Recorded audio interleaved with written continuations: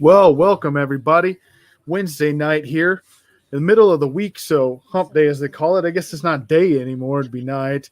If only we had someone on the show named Mike, we'd be sitting here like Mike, Mike, Mike, Mike, Mike, Mike, Mike, Mike, Mike, Mike, Mike, Mike. What day is it? But instead of that, we got the Vic with us tonight. Welcome to the network, Vic. And she is going to give us a rundown of who our sponsor is tonight. Let me pull up the banner here. Y'all know at this point we're looking to get some more advertisements in, but for now we're going to let her go ahead and go with this one. Today's show is being brought to you by Suzanne Paparazzi Jewelry. All products are lead and nickel. All products are $5. Special offer for ASAP sports viewers, free matching earrings when you buy a necklace. Order now at paparazziaccessories.com. Question mark, question mark. Oh, and the code on that, by the way, is 160920. So, sorry, my banner was coming. That's okay. That's okay. It happens. We know it. We've said it so many times. But hey, check that out, by the way, because that's it's our sponsor, and she's gonna be doing a live soon, and we're gonna promote that here on the network. We'll let you know. We're thinking about doing something else with the ad and adding some other flair and stuff. So, but let's get into tonight's show. Ace, how's it going tonight, man? Well, the day was long, and then I got home, and I wanted to watch the game, and then it got even worse. So yeah, but we'll go ahead and we'll touch on that later. So yeah, it's been a rough night. Yeah, it's been a rough night. Vic, how's your day been? About the same. Yeah. Hey. It hurt my heart, but we'll get to it later. Yeah, I hear you. I hear you on all those things. It was a long day at the 9 to 5, But without further ado, let's jump into the first segment tonight. By the way, we're gonna do it a little different tonight. Normally it's Ace and I talking. Since we got the Vic on here, we're gonna throw her some stuff once in a while. She's gonna give us a new element on the show for the network here. We'll see how this goes, but we're glad to have her aboard and everything she brings to the table. All right, so with our first topic tonight, we're actually going to be talking about the French Open with tennis. So, before me and Jaymac go ahead and start talking about the men's side and in the final match, we'll go ahead and we'll give it to Vic first, and she can go ahead and touch on the women's side of the French Open. So, what'd you think of that of the championship match in the French Open? Unfortunately for the United States, it was a beatdown. Big time. Poland took us to school. 19-year-old took us to school. Yeah. I think her name was, I don't want to pronounce her name wrong. It's like Ija Swiatek. Ooh, that was really good. I probably wouldn't have got it that close. Yeah, that was pretty close. Yeah, she 2 sets and all it took her. So, and the great thing is she was unseeded. She was ranked 54th, and she took it all home. Yeah, so that's she's awesome. Yeah, first Polish player to win a Grand Slam. I don't know if that was men or women, but it didn't specify. So I'm going to go with it. First Polish player. At the age of 19. Yeah, she's way ahead of where I was when I was 19. Right. That's it's a great story right there. In 2 sets. Sure. Yeah. In 2 sets. In 2 sets, yeah. Ranked 54th in the world, 19 years old, first Polish player to win it, and she did it in 2 sets. Yeah. That's she's the first teenager to win it since 1997. Wow, that's So yeah, it's pretty. She was all the there's been 4 female tennis players to win their first career at the tour level, like the Australian Open, the French Open, and all 4 of them won at the French Open. So she's one of 4. So that's a great start to her. There's great things that come from her. I think she might actually make me watch some more tennis. Yeah, that's her and Naomi. Yeah, because when I look I'm a big Naomi fan. Yeah, because when I've looked at that side of things, like I watch tennis because of like Serena Williams and Venus Williams and stuff like that. But it seems like she's going to bring a new dimension to tennis. She's definitely an up and comer. Yeah, she's gonna be something special. Yeah. All right, so Vic touched on the women's side. So Jaymac. So Yeah. we had already said that our prediction was that Nadal was going to face Djokovic in the finals, which he did. The thing that shocked me the most was I honestly thought that the finals was going to be a lot closer than what it was. Nadal absolutely dominated I, Djokovic in the first round. In the first round, Djokovic didn't even win a set. It was 6-0. In the second set, it was 6-2. And then finally in the third set, yeah, Djokovic put up a little bit of a fight, but it was still 7-5. So, man, I don't like the finals in the French Open this year. Kind of disappointed on both sides. We are kind of expecting some competition. Yeah, I mean, it's kind of like when you buy that pay-per-view UFC fight and you're like, man, this is going to be great. This is going to be awesome. And then the guy gets knocked out in 37 seconds and you're like, damn, that was a waste of money. Right. So, yeah. Well, especially because the French Open over here, it started at 6 a.m. in the morning. And so you get up and you start watching it, and then Djokovic loses 6-0 in the first set, and you're like, really? I woke up at 6 in the morning to watch Djokovic lose in the first set 6-0. Doesn't even win a set. And you're like, man. Yep. Yep. And then it goes to 6-2. That's when you're like riding the ATP, you're riding the tennis and you're like, man, you really made me get up at 6 in the morning to watch this. To watch. Yeah. To watch someone just get dominated.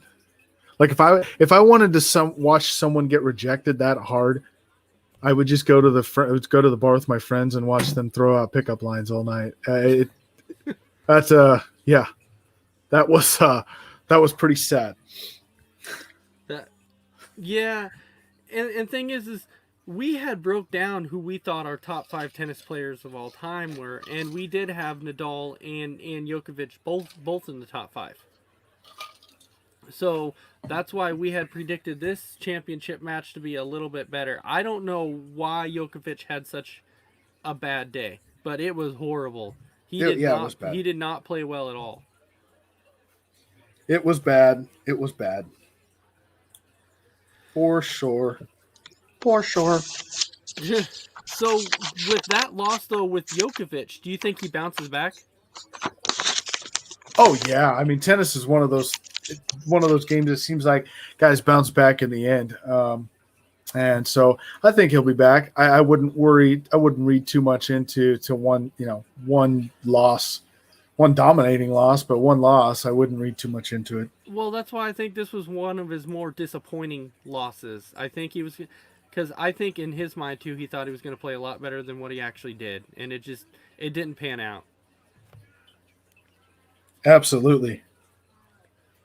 All right, so now shifting away from the French Open, we're going to jump into the MLB playoffs, and I'll tell you what, tonight was just, oh my gosh, brutal. It was bad. So before we jump into that horrible game tonight, the first game we'll start with was the Rays versus the Astros. Now the Rays were up 3-0 in the series going into this game, and I honestly thought that the Rays at this point had a great chance of getting a clean sweep, but the Astros were able to come out and actually get a victory tonight. So I'll go ahead and I'll start with Vic on this one. So Vic, how many games do you actually see this going? Are the Astros going to be able to pull off any more?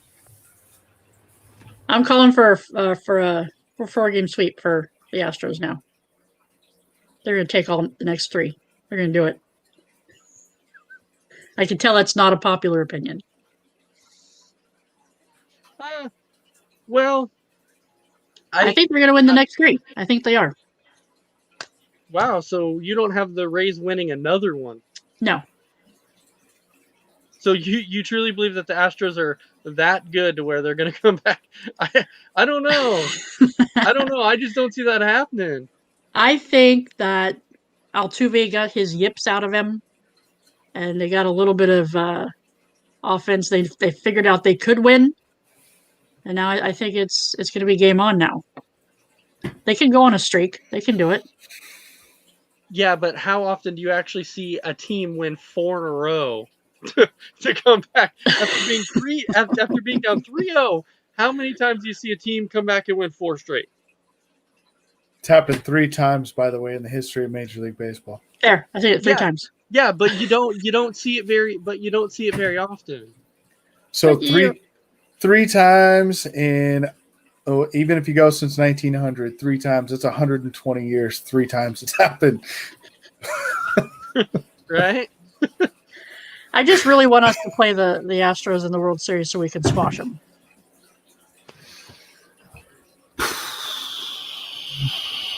Yeah. Nobody's feeling it? I mean, well, yeah, does everyone want that? Of course we do, but you can't give up 11 runs in the first inning.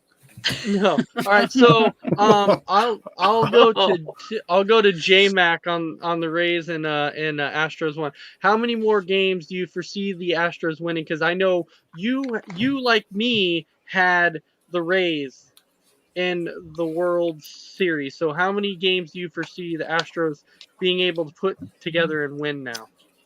I think they'll win Game 5. I think it'll be 3-2 in the series, and I can't say that Vic's pick is so far off that I can't get behind it. But what I can say is I think the Astros win Game 5. They make it 3-2, and then the Rays have to win Game 6. If they're gonna win the series, they have to win in Game 6. Because if the Astros take it to Game 7, they're probably taking it and winning 4 in a row. So if you're the Rays, you have to shut it down in Game 5, Game 6. You have to win that series in those. You take the Astros to Game 7, they have more experience. They're not going to back down from that game. So, but I could see the Astros winning Game 5 and the Rays taking it in 6. Yeah, the Astros have, and Vic, I'm not taking away anything you said on that because I know the Astros do have enough talent. They do.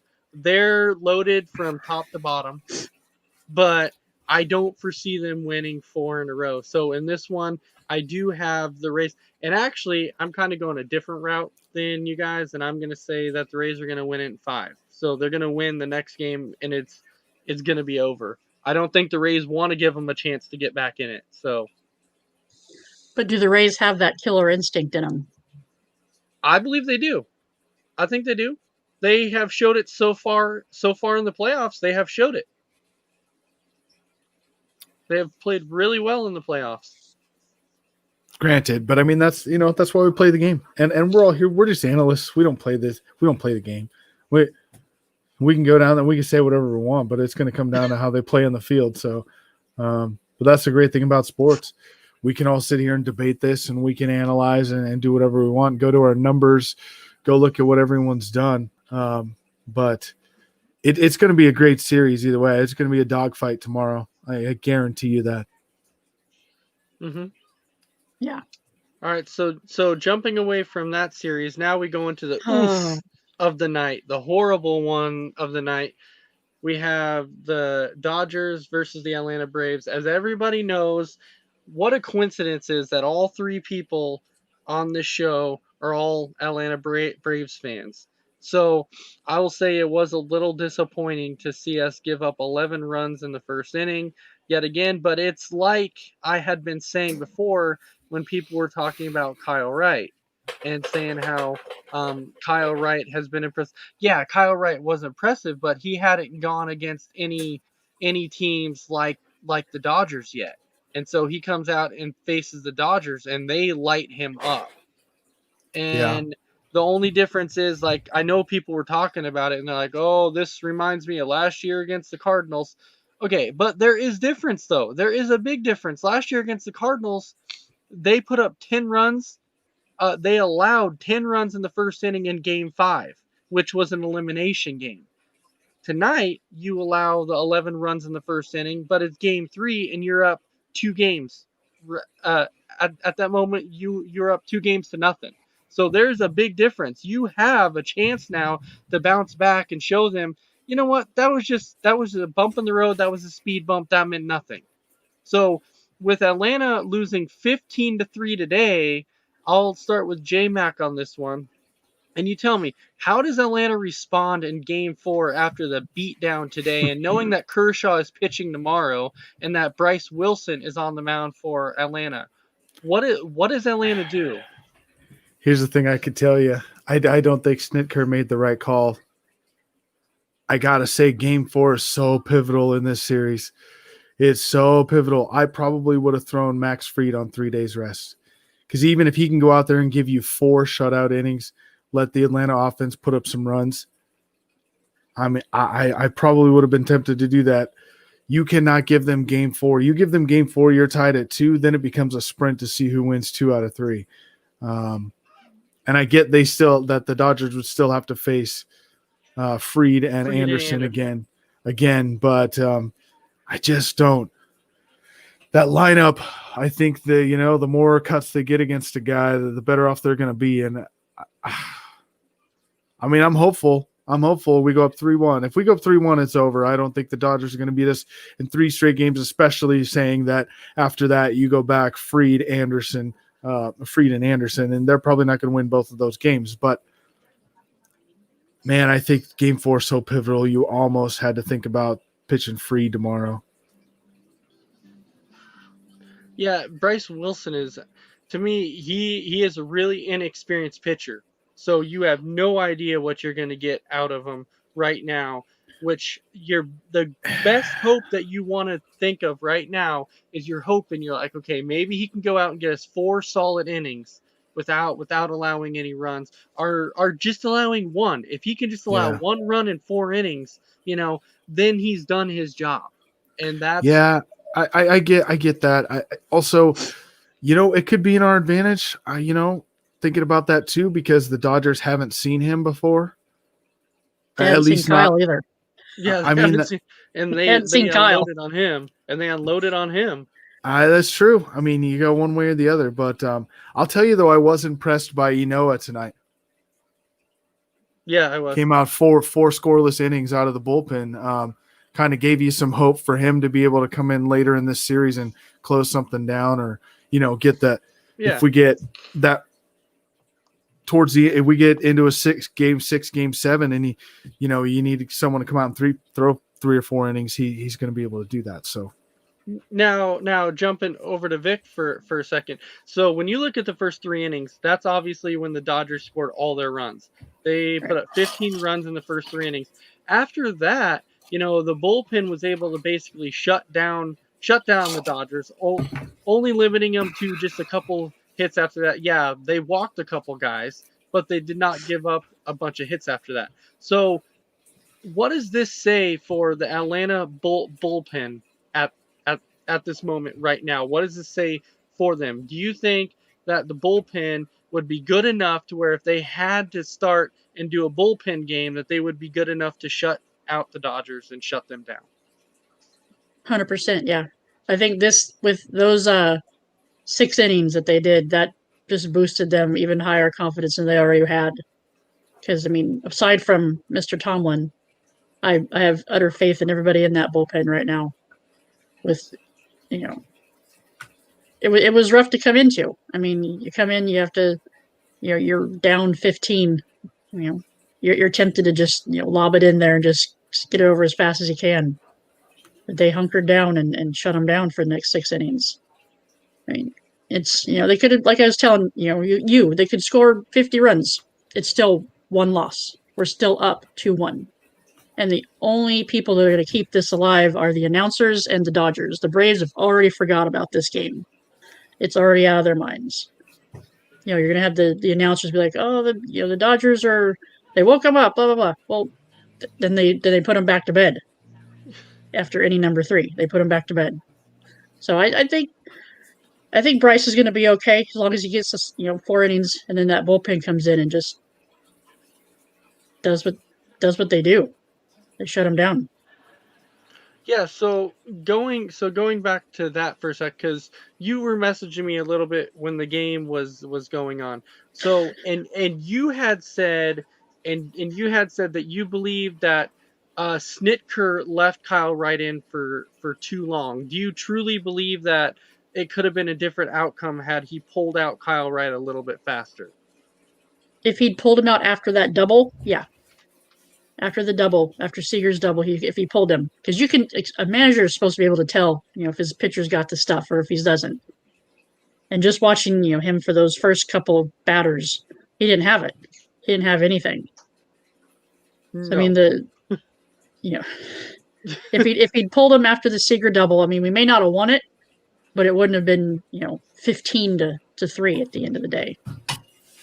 Yeah, and that's the thing, the one thing that I feel like that people are taking a little bit away in this game, that I do want to tip my hat off to the Dodgers a little bit in this game, because they came out ready to play. They did. They came out ready, and they showed the world basically why they are who they are and why people have talked them up, because they showed tonight why they basically had the best record in baseball. They're able to go off at any point and score basically any amount of runs, because they have a lineup that is loaded from top to bottom. Yeah. One of my old coaches told me, he's like, the good teams, they win blowouts. The great teams win the run game. Correct. So, I mean, yes. Dodgers are good. They won the blowout game. But the Braves won the 2 close games. Yeah, and so now we hope that, with basically shutting them down in the final 6 innings, you're hoping that this can now be a carryover for tomorrow, to where you're like, okay, now we've got them. Now we've kind of got them calmed down a little bit, and we've weathered the storm. Yeah, they woke up, and then we put them back to bed. So, yeah. Right. Now, can I ask both of you something? Because, something's been on my mind. It's been kind of bothering me a little bit. Are you guys members of any of the Atlanta Braves fan club pages on Facebook? Yes. Yeah. All right. So here's what I'm sick of. I'm sick of every time someone does something wrong, all we do is bash them. All right. Now, Luke Jackson, hey, that's warranted. All right. Very. Okay. Yeah. Johan Camargo, absolutely. Got it. Ender, yes. However, you're talking tonight when you're going down and they're like, oh, if we lose this series, it's Snitker's fault. If we're not this team that we thought we were, all these guys, they just, they had a couple good games and now they suck. And you hear all this stuff and you're like, will you look at the fact that nobody said we were going to be here and we're in the NLCS against the Dodgers?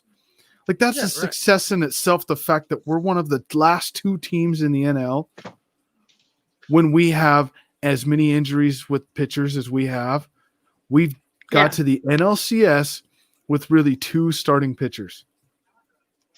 Yeah. So stop being so negative about our team and running it down to the fact that we've gotten here because of our hitters and because of our 2 starting pitchers. So I don't know if that bothers you guys as much as it bothers me, but I really get tired of hearing all the negative instead of just being happy with the fact that, hey, if the Dodgers outplay us and they win this series, we can tip our hat on the fact that we went toe-to-toe with the Dodgers and we were one of the last 2 teams in the NL and we were in the NLCS. Yeah, am I wrong? Tell me if I'm wrong on that, but that's how I see it. No, you're not, because I know in one of the pages that I'm on and fan clubs that I'm in and everything else, last night, when the Dodgers lost 8-7 and they were able to put up those 4 runs in the 9th inning, all of a sudden when they did that, then all of a sudden there was this big blow up on Facebook going, you know what? We almost lost the game. It was on Snitker. Snitker does not know how to manage a bullpen. He can't manage a pitching staff. And I said, do you realize at one point this year, our ace in the rotation was Kyle Wright, and we still finished 10 games over 500? And you're saying that Snitker can't manage a baseball team? And won the NL East by 6 games. Yeah. Okay. And our starting pitching had the 2nd worst ERA in all of baseball, but our bullpen saved us. Yeah, and we have Freddie Freeman, who's the NL MVP. I don't care if he gets it or not; he's the NL MVP. Yeah, 100%. Yes. And we had Marcell Ozuna tattooing the ball. Austin Riley came on at the end of the year. Adam Duvall came on at the end of the year. Like, you look at this team and you're going to tell me he can't manage a team? Look what he had to deal with this year. Yeah, the only concern I had is last night.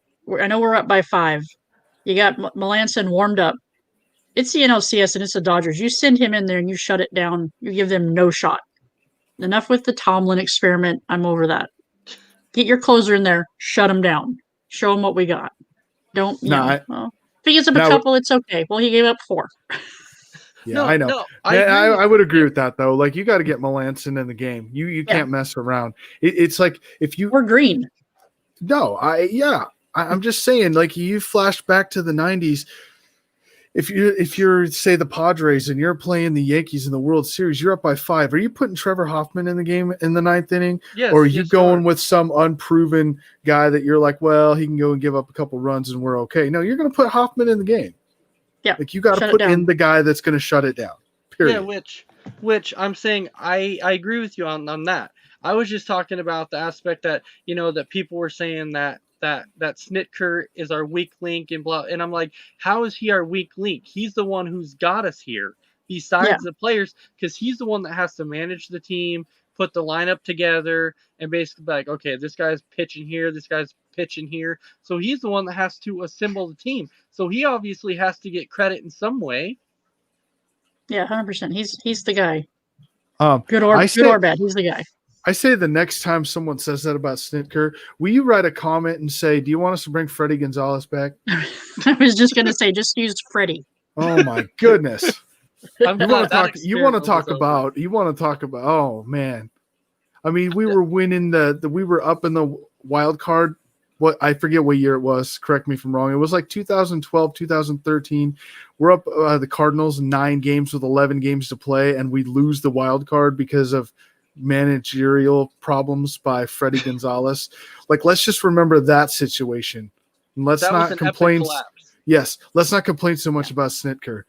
Does he always make the right call? No, he doesn't. But no manager does, and no coach does ever. They're going to make mistakes. They're going to be like, hey, that's on me. That's my bad. But yeah, anyone wants to say that, let's bring Freddie Gonzalez back. Let's see what he would do in this series. We would probably be down 3-0, and we would have got blasted in every game so far. Well, honestly, I don't think we would have made it past the Reds. No. I don't think we would have made it past the Reds. It would have been. I don't even think we'd made the playoffs. Right. All right. So now jumping away from MLB. So now let's jump into NASCAR, and we'll talk about the race this weekend at Charlotte.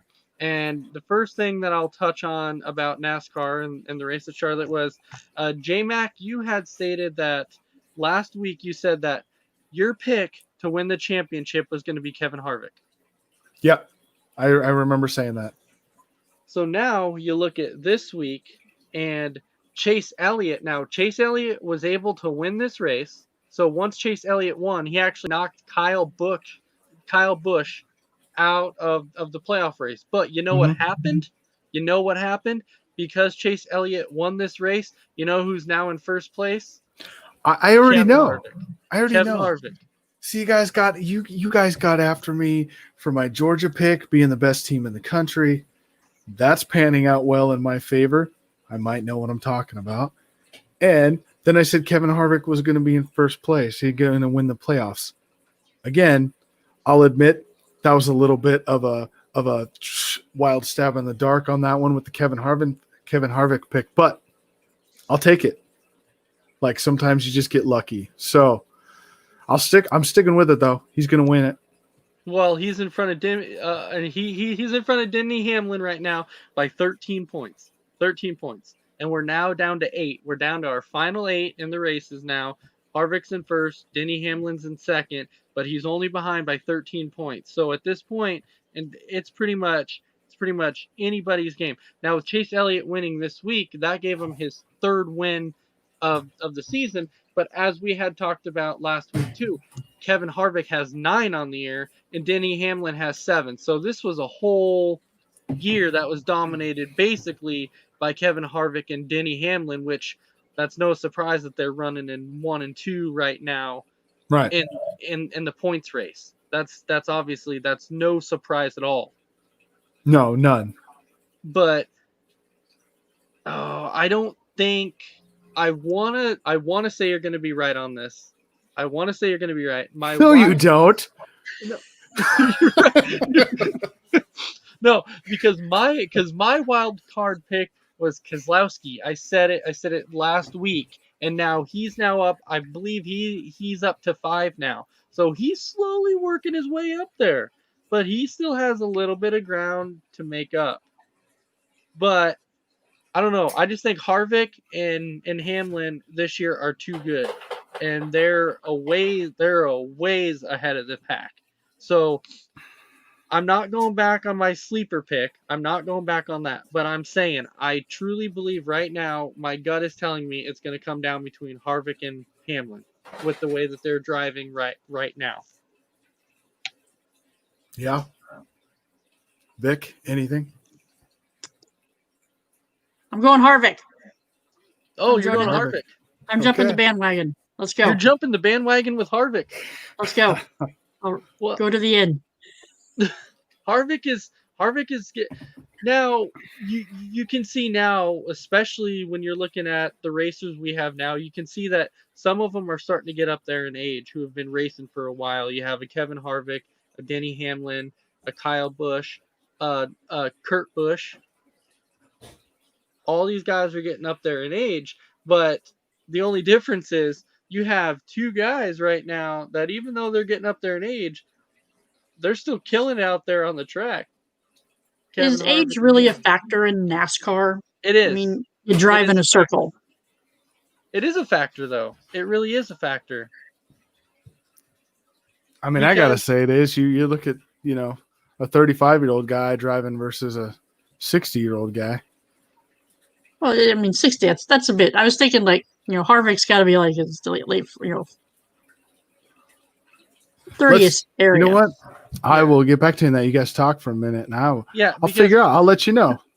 Well, because it's all it's all left turns. Yeah, but you look at Junior too, and Junior retired too because Junior was, and it wasn't only because he was getting up there in age, but he got another concussion that he was worried about that, and so those are things that you have to keep in mind. Is that when you start getting older and you're racing and these wrecks that you're getting in, it starts taking a toll on your body. And some of those wrecks would take a toll no matter how old you are, though. Well, yes, but imagine all these wrecks you've been in your whole career racing in NASCAR. And as you start getting older and older and older, these races are going to be tougher on your body. And so your body can't take it as much as it used to. And so at that point you're like, well, it might be time to hang it up because I can't take it the way that I used to. And I think that's generally what happens with racers. That's what happened with Junior. That's what happened with Gordon. With Casey Kane and Jimmy Johnson and people and racers like that. Who was the guy that there was one guy racing that I didn't like. He was like Home Depot guy. Tony Stewart. Tony Stewart. Was that him? Yes, it was Tony Stewart. Yeah. Yeah. And it's weird though, because whenever you hear somebody always say, "Oh, there's one guy I don't like," for some reason everybody always goes to Tony Stewart. Like everyone's like, "I don't like that guy." It's just something about Tony Stewart. People don't like the guy. It's either Tony Stewart or Jeff Gordon. No, it's Tony Stewart. I like Jeff Gordon. I'm just saying, there's a lot of people that don't like Jeff Gordon, but that's for a whole nother reason. So, yes, but anyway, Kevin Harvick is 46. So good call on that one, Vic. Jeff Gordon, by the way, is 50. Yeah, but Jeff Gordon retired though. So right, I'm saying so he's 50. Who else we're talking about? Denny Hamlin, right?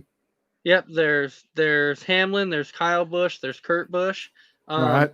Let's see both of them. Let's just see what we're talking about as far as an age here. We got Kyle Busch and pulling this up quick. Kyle Busch is only 35. Yeah, so I would say that Kyle Busch has, and I usually give them until they're about 45. Around that age is when they start going, I got to start slowing down. So Kyle Busch has about another 10 years to go, I would say at least. Kurt Busch 10. is older. Kurt Busch is 42. Well, yeah, that's his brother. So, Denny Hamlin's the one I've wondered about. He's 39 actually, so he's getting up into that upper tier. Well, yeah. So Harvick with being 45 though, he's still racing at a high level. Yes, for his age. Yes. By the way, Jimmy Johnson is 45. Yeah, Jimmy Johnson is another one too that you're like, what the? It feels like he's been racing for 50 years, doesn't it? Yeah, right. It feels like he's been around forever. It does. But the one thing that I do want to go back and say really quick is, Jaymac, as you said it too, besides Tony Stewart, you said that the one guy that people hate besides Tony Stewart is Jeff Gordon. But I like to tip my hat off to Jeff Gordon because the guy was a phenomenal racer. Jeff Gordon was good and Tony Stewart was good. I think the problem that people didn't like Tony Stewart is because he was too aggressive on the track. And I think that's why people hated Tony Stewart. Not just on the track, in real life. Like this guy would be sitting there talking to a reporter and they'd be like, what do you think about the crash? And he'd be like, well, get out of the way or I'm going to bump you out of my way. He didn't care. Like the guy just had no regard for anyone else. What was it? If you ain't rubbing, it ain't racing. Yeah, that was it. That's what I was trying to think of. And Tony Stewart said that. Yeah, but why do you think that people like to give Tony Stewart such a hard time for being so aggressive on the track and off the track? But then when you had a Dale Earnhardt Sr., who was just as aggressive on the track and off the track. So why do people give him so much credit, but not Tony Stewart? And I'm not saying I'm not a Dale fan, because I was a big Dale fan as anybody else. But why do people not give Tony Stewart as much credit as Dale Sr.? I think your biggest reason is I take it as the Michael Jordan, Tom Brady spectrum, and Dale Earnhardt won the Cup 7 times. 7 times. Yeah. He could do no wrong. It didn't matter what kind of person he was like. Tony Stewart didn't win anything 7 times. He didn't win the Cup 7 times. So it's like, here's a guy who's not seen as a household name, whatever, and he's aggressive. That's how I see it. I could be off on that, but that's just my opinion. So to me, he just came off as a jerk. That he wasn't that good at racing because he never won anything, and he talked all this smack that he never did anything. So he thought he was more than he was. I don't know. He just kind of rubbed me the wrong way. I don't know, his personality maybe a little bit.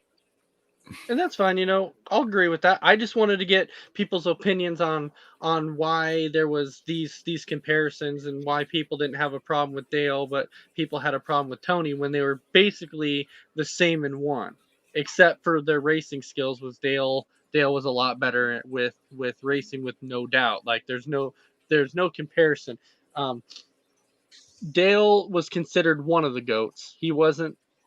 I don't know. People talk about Petty being the GOAT, but that's a whole story for another time. Yeah, that's another segment. Yeah, but anyways, so Chase Elliott won, Kevin Harvick's in first, Denny Hamlin's in second. We'll see where it goes this coming Sunday. There's 8 guys left, so we'll see how it goes. So the next segment that we're going to talk about is we're going to actually talk about NCAA basketball, men's and women. So we'll go ahead and we'll be able to we'll give this first one to Vic. So go ahead and give us the latest news on the women's side. Do they plan on playing? What is their plan at this point in time? What have you learned? Well, right now there's no definite date. There's tentative dates for each conference. So it's way too early to really tell. But I did find the way too early top 10. Okay, hey, let's have it. And I will say there are 4 Pac-12 teams in the top 10. Wow. Oof. Yeah. Oregon's coming in at number 10. I'm not happy about that, but I'll give it that. I'll give that to them. But I mean, you got South Carolina. They were untouchable last year. Had everything gone the way as planned. Who knows what would have happened between them and Oregon? Because it was a destiny meeting. There wasn't really much info on them because Stanford came in at number 2. They got Haley Jones, who's back after her injury, and they're looking for her to have a really big year. Baylor came in at number 3. They got the Big 12 Player of the Year, Lauren Cox, not Laverne Cox. So she's on a different show. Yeah, that's another whole nother segment. That's a whole nother episode. Yeah. UConn came in at number 4, which was kind of surprising, but they lost a lot to the draft. Just like Louisville came in at number 5. Mississippi State at 6, NC State at 7, and then we have Arizona, UCLA, and Oregon at 8, 9, and 10. Wow. I was reading up on Oregon a little bit because I'm a big Oregon fan. They have 5 top 25 prospects playing this year. They're going to play this year. They got Sedona Prince, who's going to be. They're looking at her to be better than Sabrina. Wow. That's crazy. Wow. Then you got Satu Sabli's younger sister, Naren. I don't want to pronounce her name wrong, but they're looking to really ruffle it up this year. I think I saw late November is when the men's basketball is supposed to be starting. They're looking to do the women's around the same time. So I mean, they haven't done any practices or anything yet. So there's been some practices. Oregon's had a lot of. I've been watching them on their website a little bit, what they're doing, the social distance and everything. But I'm seeing, women's basketball doesn't appeal to everybody. But I mean, last year with Sabrina and Ruthie and Satu, I'm going all Oregon again on us. But I mean, I literally watched a game where Oregon was down maybe 10, 12 points, and it's just like Sabrina flipped a switch and scored the next 30 points. So I mean, women's basketball, it's big. It's coming. It's coming up, and with the WNBA now in full swing. Yeah. And I see big things coming for them. I'm really excited to watch it come back out. So, well, hey, I'll just make a quick comment on what Vic is saying, and I'll say WNBA I cover on my podcast with this, which is separate from this from the network. But I'll say what intrigues me about that league is you got the top team in the league, which is the Seattle Storm, because they just won their third title in 4 years. But they played a team that. Well, did they play the Aces in the finals? Yeah. Did I have that right? Yeah. Las Vegas, But the series before that, they were playing like the Connecticut Sun, who was like 7th in the Eastern Conference or something. It was insane. Like their playoff system is so crazy that these teams at the bottom can beat these top teams and make it to the finals. It's got to be one of the more exciting playoffs of all professional leagues, honestly.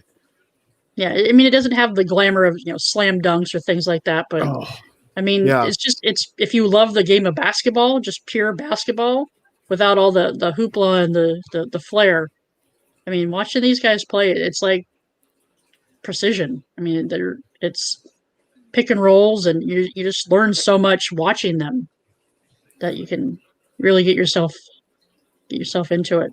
Because I was never really into women's basketball before. Yeah. But I mean, because it was always like, I like the slam dunks and the 3-pointers. But I mean, this is like basketball in its purest form. It's like there's no. Yeah. Can I ask you, Vic? Do you see in the women's basketball, you're saying pure and for the game and all that? I see it as you went to a game and it was pure like entertainment. Like if you're watching this game, you didn't have to hear them talking about all of the political stuff that's going on behind the scenes, all the racial injustices, all this.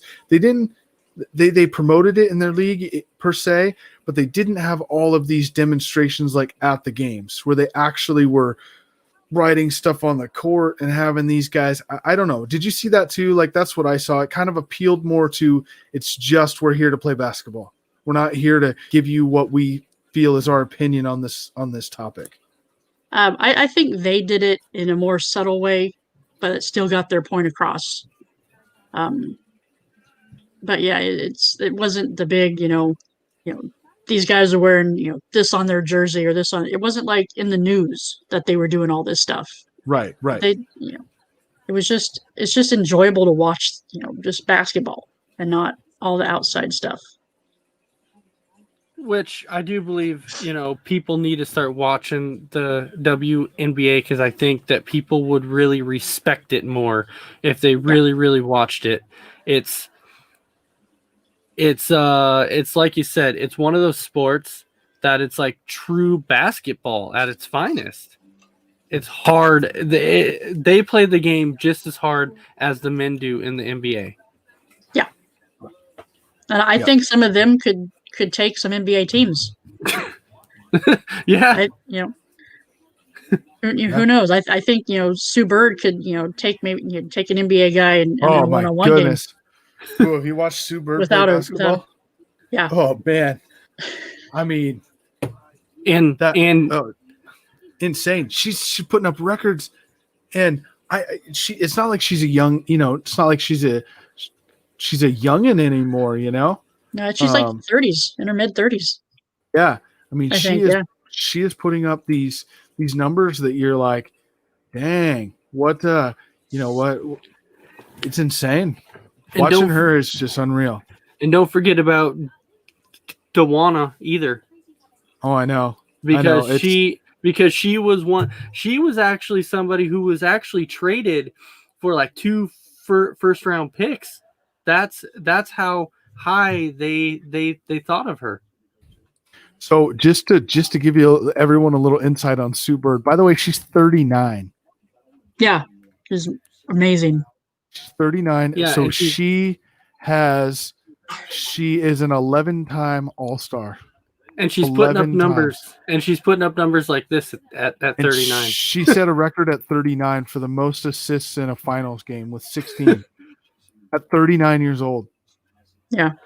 And how many and have you heard of her as like a, you don't hear about her on as much as you should on sports shows, honestly. No. For what she's doing at her age. It's just unreal. Playing at a high level at 39 years old. Yeah. All right, so go ahead.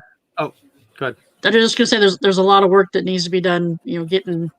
I think Dawana, I read somewhere that she's the highest paid WNBA player at like $127,000 a year.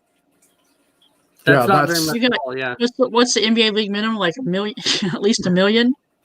Yeah. I think it's just under that. I think it's like 990,000, but that's like splitting hairs, so it doesn't really matter. Yeah, but I mean it's like the huge gap that it needs to get a little bit closer because these ladies are phenomenal to watch. I mean, they're just doing things that are unbelievable. Yeah.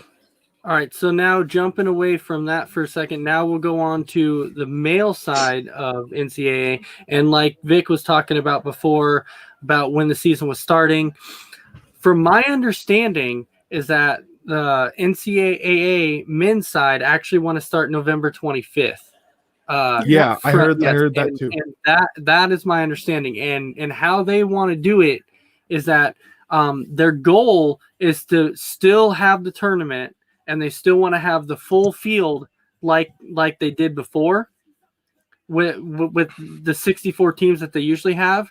But what they want to do, and it might be a little tough, is they're still talking about going with a bubble there too. I don't know how they would do that with 64 teams. If you're going to have a full field, how can you possibly do a bubble with 64 teams? You could do it if you did it in the right place, like Disneyland. That place is huge. You could probably create something there that would work. I think maybe not all 64 teams, but well, I mean, you potentially could, because just think, after day 1, you lose a lot of teams. After day 2, you lose a lot of teams. So you start to clear them out really, really fast. So I think we're to the point now to where, we are getting a little excited now to see exactly what the plan is, because I think everybody really wants to see it get rolling, because people were disappointed last year when the tournament was canceled, because that's like a big part that everybody loves to see. Everybody loves to see the tournament. That's like the big thing. March Madness is one of the Big big time, yeah. things of every single year. Everybody likes to fill out the bracket. Everybody talks about it. Who's going?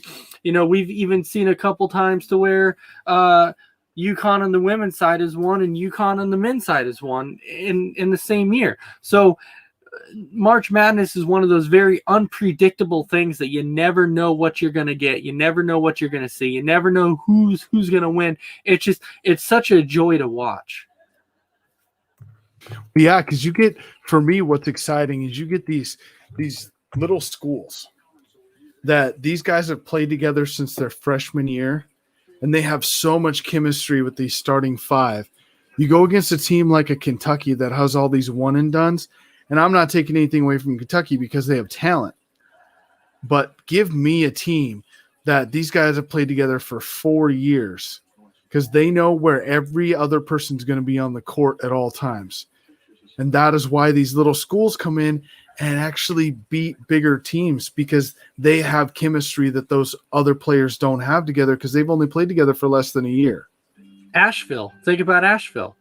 Yeah. And think about Chicago Loyola. Loyola from Chicago, that was the first 16 seed to beat a 1 seed. Like that's unreal. And Florida Gulf Coast, when they were 15 seed, they knocked off a number 2, and then they won in the next round. And I believe they were in the Elite 8 that year. Yeah. They made it all the way to the Elite 8 as a 15 seed. So you just never know what you're gonna get. And that's what I'm saying. You get chemistry with these guys that play together 4 years. There's nothing you can't. That's not even something you can coach into these guys. That's just experience. Now, the other thing that I did hear is that, how especially in college football right now, you're seeing a lot of conference games. That's what they're like. We don't want to do the out of conference games because of traveling and COVID and all that.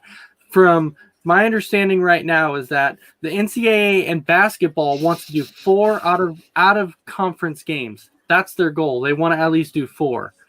Is that kind of a risky move?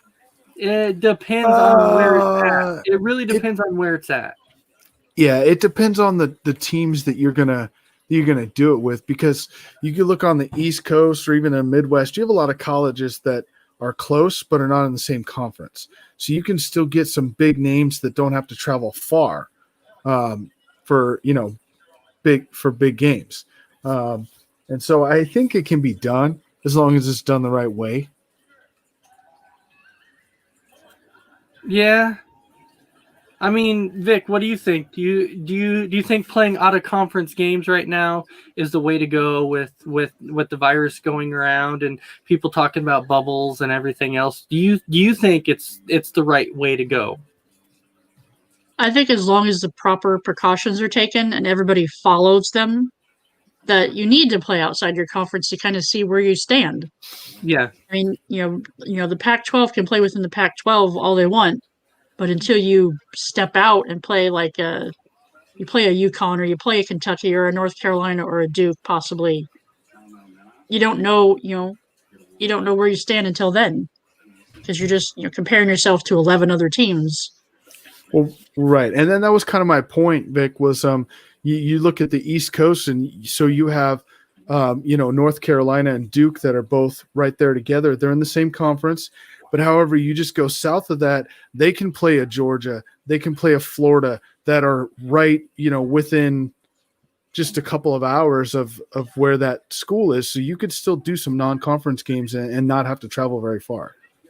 Yeah, I mean, we'd have to, go to like it sucks for it sucks for the Pac-12, honestly. Yeah, they're probably the one conference you can't really do that much in, but Idaho State or something.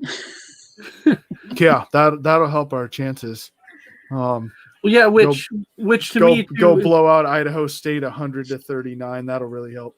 Yeah, which that's the way I'm looking at it too. Is for seeding when they're trying to seed these teams, and you're looking at the conference games and the out of conference games. If you can't play in any of the bigger schools to see how you compare against them, how are they going to seed these teams right? It's not going to be right, and then you're going to see a lot of mismatches in the tournament, especially. Yeah, it's going to happen. I don't think there's any way to avoid that. It's such a weird year for sports. I'm not taking anything away from sports this year. They've been great, but it's just a weird year, and there's not really a fair way, quote unquote, to do it. Yeah. Because is it really the fault of the school that they're 100 miles away from another major university that's in a different conference? That's not really the school's fault. Versus, where they're like, well, that's not fair for the Pac-12 that has to travel 300 miles to get to another school. Well, that's not really the conference's fault or the school's fault. So it is what it is, really. All right. So jumping away from college now we'll jump into our final topic of the night, which our final topic of Wednesday night. We generally talk about NFL, and so with NFL, the first thing that we're going to touch on is I'm pretty sure everybody has seen by now that Le'Veon Bell has been cut off of the Jets. So I don't know. Le'Veon Bell used to be this big time running back that everybody wanted. He signs basically it was either a 4-year contract or 5-year contract with the Jets. He lasted 18 months with the Jets, and then he gets released. So at this point in time, when you're looking at Le'Veon Bell, where does he go from here? Who does he end up with? I know today he was getting his physical done with the Chiefs. Now, that one was a little puzzling to me because I'm like, why would he go with Kansas City? Kansas City just drafted a running back in Olaire, so they obviously don't need him. And then a few of the names that I will bring up to you that have been interested in Le'Veon Bell. One of them you're going to be like, well, of course, because they go after everybody, and one of them is the Patriots. The Patriots were like, well, we're interested in Le'Veon Bell. So it was the Chiefs, it was the Patriots, it was the Dolphins, and it was the Bears, and then I believe there was one other team that's escaping me at this moment. Chargers. Yes, and the Chargers. So where do you foresee Le'Veon Bell actually ending up? And I'll start with Jaymac. Well, I think that he's got to weigh all his options. Do you want to go to a rebuilding team, or do you want to go to a team that's made to win now or has a good record? It's tough to say. Does he stay in the AFC East just so that he can kind of stick it to the Jets? It seems like the kind of guy that Le'Veon Bell is to me. Honestly, it's going to be weird to say, but I think he ends up in Miami. That's an up-and-coming team, by the way. They got a chance to be at 500 this week. Fitzpatrick playing out of his mind. Could you imagine adding Le'Veon Bell to that backfield? That'd be crazy. Yeah. No, that was actually my prediction too, because I was talking to a few of my buddies about it too. And so I told him my prediction was that he was going to end up in Miami too, just so he could stick it to the Jets, because the Jets were trying to trade him, but they couldn't find any suitors for him. So obviously that says something. So I don't know if something's off with Le'Veon Bell, because obviously he's not the same guy that he was a few years back when he played in Pittsburgh. But I don't know. So I got him going to Miami. You have him going to Miami. Vic, where do you see Le'Veon Bell ending up? I want to think Chargers. Just depends on how long Eckler's out. If they take that risk on which Le'Veon they're going to get, are they going to get the pre set out year or Jets year? Which Le'Veon are you going to get? And I don't know if they want the drama that comes with him. Sometimes I don't think the Chiefs want that either. I'm gonna go out on a limb and say Chicago wants that drama because they got a lot of it. Yeah. Chicago wants to take the spotlight off their QB decision. Maybe put a little out on him. Wow. So you're going to go with Chicago. I'm gonna go with Chicago. Well, can I tell you a weird headline I heard about Chicago today? That they are, and I don't know that there's any truth to this. It was a rumor on the NFL rumor mill website, but they were talking about Chicago possibly being suitors for Matt Ryan. Yes. To get him out of Atlanta. Yeah. I read something about that. Yeah. But that would actually make Chicago like 6 times better. Just saying. Oh, man. I'm telling you, if Chicago gets Matt Ryan, I'm scared. Yeah, I would be too. Because Matt Ryan is – the guy's wasting his talent in Atlanta. Because Chicago – And let Julio go. If you're Atlanta, please get him out of there. You're wasting a generational wide receiver. We saw it with Calvin Johnson. Mm-hmm. He just finally got tired of it, and he's like, I don't want to do this anymore. Right? And it's going to happen with Julio Jones too. All right, Yeah, so – Yeah. I was going to say, since that Super Bowl collapse, Atlanta's never been the same. Right? Like they don't trust themselves to be good anymore. All right, so with Le'Veon, Miami, and Chicago. So the Bears. Their picks today. So we have 4 undefeated teams that are left in the NFL. Those 4 undefeated teams that are left are the Titans, the Steelers, the Seahawks, and the Packers. So what I did was I kind of went through the 4 teams, and I was just saying when I felt like they were going to get their first loss. And so the first team that I started with was the Titans. We saw the other day how good the Titans actually are. Like, people need to start putting respect on their name because they're good. It'll never happen. It'll never happen. But with this Titans team, I actually had it was tough because when it got to week 7, they were going up against the Steelers, who at that point would be also undefeated. So I'm looking at that going, do I give it to Pittsburgh? Do I give it to Tennessee? Well, I gave the go-ahead to Tennessee in this one. And so I actually had Tennessee actually not getting their first loss until week 10. And I said they were going to get their first loss in week 10, and it was going to be against the Colts, was going to be their first loss. And because it's a divisional game, the Colts are good on defense. I know Phillip Rivers struggled a little bit on offense this past week, but I don't know. I just feel like that's a game that the Colts would end up beating the Titans, so I felt like the Titans are going to get their first loss in week 10.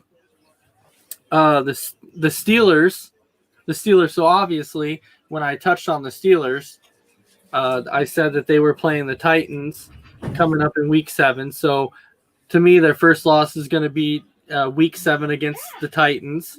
Then the Seahawks, I actually have them, they're on a bye week this week.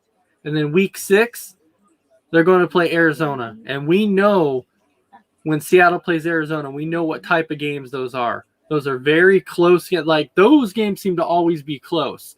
They usually split. Arizona is usually able to beat them at least one game. Last year, Arizona beat Seattle with Brett Hundley at quarterback after Kyler Murray got hurt. So to me, Seattle's first loss is going to be week 6 against Arizona. And even though I am a Packer fan, I cannot be biased, and I will tell you they're not going to go 16-0 as much as Packer fans would like them to. It's not going to happen. So I had to look at when they could potentially get their first loss, and so their first loss might actually shock some people with the loss that I actually have them. But I said that my prediction could potentially be week 7 against the Texans. And the only reason I said week 7 against the Texans is because if there's one thing that Green Bay always struggles with, it's against a mobile quarterback. We always struggle against quarterbacks that are mobile. And Deshaun Watson is that type of quarterback. So I feel like they could be that team that could come out and shock Green Bay and give them their first loss. So potentially, to me, our first loss could be week 7 against Houston. So I'm going to go ahead and give this to Jaymac. What am I doing? All 4? If you want to, yeah, that's up to you. First thing I'll say is, yeah, Tennessee, they showed me something for sure. And as long as they got Derrick Henry just throwing guys around like a rag doll, I mean, that guy is a man. That's a man right there. That's unreal. And that's not a slouch of a player. Like, that's Josh Norman, and he threw him like 6 yards in the air. It's unreal. But it's tough. I can't say any of yours are wrong, especially the mobile quarterback against Green Bay. That they usually struggle with that. And definitely Seattle against Arizona. I think that Seattle always find a way to choke against Arizona. I don't know what that's about, but they do. Russell Wilson, if you look at his career, he's actually had his worst career games against Arizona. Arizona. Well, they were nothing, up until 2 years ago. Well, Kurt Warner made him something a few years ago, but they're usually not that good. Tennessee's the tough one. I don't see him losing to the Steelers. I don't see it. I think Tennessee's first loss comes interdivision, and I know that sounds crazy, but that division usually beats up on each other pretty good, no matter how good they are. Each of them are. Don't tell me Jacksonville. Do not. They're not. No, they're gonna lose to Jacksonville. Okay. But actually, I think that they could get their first loss against the Colts, and I only think that because the Colts are a good defense. They got a good defense. And that was mine too. I think definitely Tennessee could lose to the Colts. I think that'll be their first loss. And then Pittsburgh, you're not going to like this one. You're not going to like this pick. I'll tell you that right now, Ace. Let me guess, Cleveland? Pittsburgh's going to lose to Cleveland. Yeah, that's going to be their first loss. Yeah. So there you got mine. All right. Vic, what do you think? I'm going to go against all of you and say that Sunday the Texans take down the Titans. Oh, wow. Deshaun is going to have a game. And J.J. Watt's going to teach Mr. Tannehill that he ain't all that. Okay. That's just my hatred for the Titans speaking. But I think, Houston, they got Bill O'Brien out of there. They got a better atmosphere, chemistry now. I think they coming off their win last Sunday, they're feeling pretty good. So I think they're gonna, and Tennessee's gonna be on short rest. So who knows? But I'm picking Texans over Titans. I'm also choosing Browns over Steelers. Because I think Baker, OBJ, and Jarvis are gonna light them up. Is Nick Chubb still out? Yeah, but they have Kareem Hunt. Yeah, Kareem Hunt. Yeah. It doesn't matter. And by the way, I'm not a Baker fan. I don't think Baker is the answer in Cleveland. But they make it work with that defense and the way it goes on offense. So yeah. I think Green Bay will make it till they face Tampa Bay. Then Tommy's going to take them down. That's this week. Is that this week? I thought it was week. Nope, they're playing this week. This week. It's the Sunday. It's the afternoon game of the week. Yep, it's the afternoon game. Oh, it is. Yeah. So I have 3 of them losing tomorrow, Sunday. Wow. Packers going down, Steelers going down, Titans going down. What about Seattle? Seattle. Oh. They should already have a loss after last week's heart attack. They should, yeah. they actually should. I never want to count them out though, because Russ is a magician, and I don't want to. I want to say they'll go till maybe the Rams into week 10. The Rams might take them because the Rams are kind of their kryptonite a little bit sometimes. But so is the Cardinals. Yeah, but I mean, you're coming off that big time victory last week. They still got a little juice in them still. I'm calling it. Not until week 10. Week 10. Go week 10. Okay. I go 3 are going down Sunday. Seattle makes it to week 10. I'm praying for undefeated, but I'll be realistic. All right. So now we're on our last topic, our last thing of the night, which is what everybody likes to call right now the NFC least. Because the team in first place right now is the Philadelphia Eagles. No, it's the Cowboys now. Sorry, the Cowboys now, because the Cowboys just beat the Giants. So with the injury to Dak Prescott and the Eagles playing the way they are, and the Giants a complete mess at this point in time, and we have no idea what the heck Washington is going to do. Who is your favorite to win the NFC least? I guess if I had to pick a team right now, and it might shock you, but it's going to come down between the Eagles and Washington. Like, those are my two teams. It's going to come down. I'm actually putting Washington in that conversation, and that's because the Giants are a complete mess.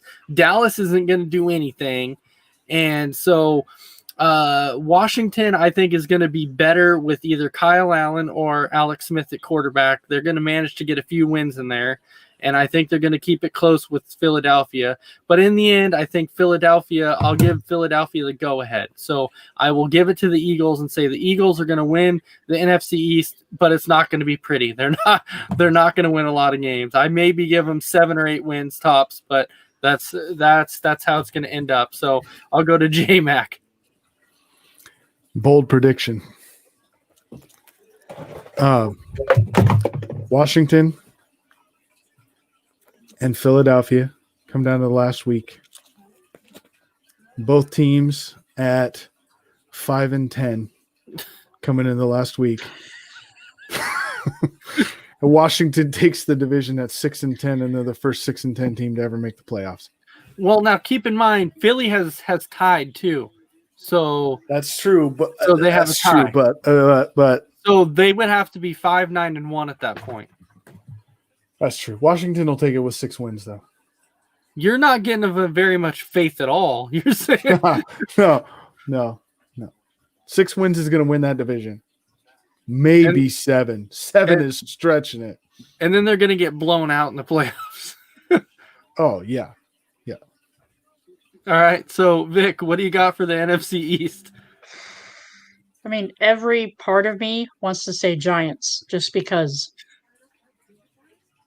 Just because it would be awesome.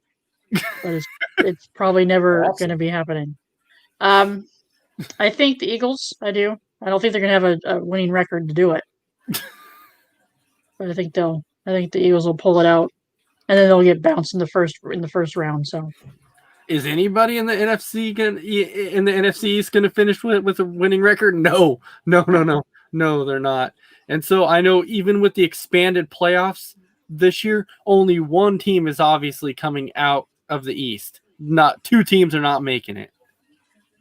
So it sounds like 2 of us have the Eagles, 1 have Washington. But Vic, do you agree that the second place team in this division is going to be Washington? Are you agreeing with that? It's going to come down between Philly and Washington.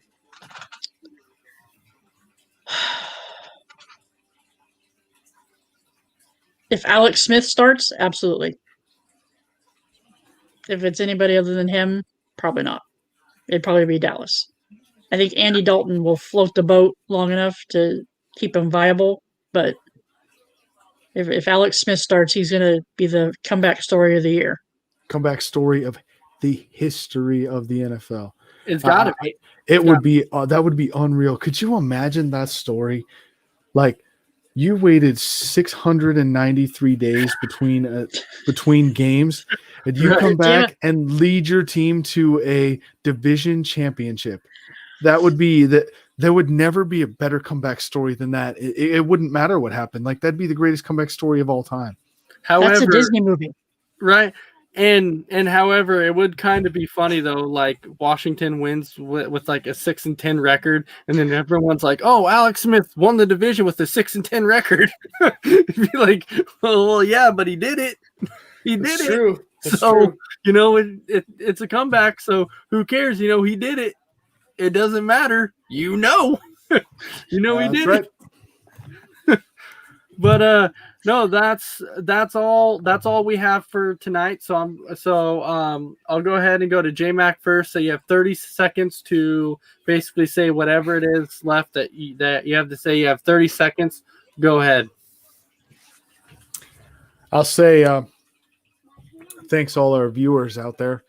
You guys make this possible, and hey, man, this is all our dreams coming true. I don't know about you two. This is all my dreams coming true. Being on a sports show, talking sports. There ain't nothing better than this. So keep watching. You know, I can't thank you guys enough for being here for us. And getting that. Get your shirts. Coming out with more merchandise. We might be giving some merchandise here soon on one of the shows for a comment. So get them out there. Hit us up. Let's have some fun. Let's get it done. All right. So Vic, you got 30 seconds. Any remaining comments that you would like to say? I just want to know if Jaymac has a Post-it next to him that says 693 days. Because every time he says it, he looks over this way. 693 days. No, I just haven't memorized. I keep looking at my phone to see who's on the live. I just want to, same thing that you said. This is, something I never thought would be an option for me. I love talking sports, and finally a platform to spread my biased opinions sometimes. All the Braves fans out there, it's one game, man. It's just one game. That's all it is. They could have scored 100 runs, but it's still one game. And we shut them down after that. So heads up, our guys are built different this year. And next year, WNBA, Sabrina Ionescu is going to light it up. And I'm good. All right. So my final thoughts are: I want to thank Jaymac yet again. It's a pleasure as always. This, and like you said, this is a dream come true. You can't ask for anything better than to come on air and talk about sports. This has been a lifelong dream. And number two, Vic, we really appreciate you coming on the network. You're the first female analyst that we have, and it's an honor to have you. So welcome aboard. We really appreciate you being on the show. You're a joy to have on the show. And lastly, I want to say thank you to all of our viewers. Let's keep it going. Enjoy our shows. And hey, if you ever have any comments or questions, hit us up, and we're willing to answer anything you got. Throw us any questions anytime. We love the questions. Keep them coming. So with that being said, I hope everyone has a fantastic night, and I will see you guys later, and have a good night. We out. Deuces.